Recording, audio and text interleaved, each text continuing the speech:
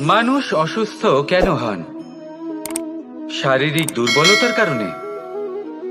না, মানুষ অসুস্থ হন তার মানসিকতার কারণে, তার বিবেকের কারণে, তার কর্মের কারণে, তার ক্রোধের কারণে।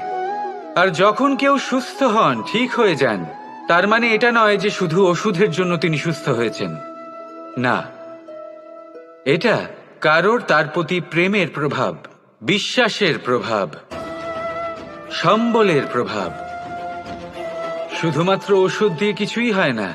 যদি মনে প্রেম থাকে, বিবেক থাকে, বিশ্বাস থাকে, সম্বল থাকে, তবেই সেই ওষুধ কাজ করতে পারে।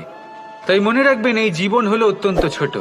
মনে প্রেম ভাব রাখুন, মিত্রতা করুন, শত্রুতা নয়। ভালোবাসুন, বিদ্বেষ নয়। আর এই ভালোবাসার সাথেই বলুন, রাধা রাধা।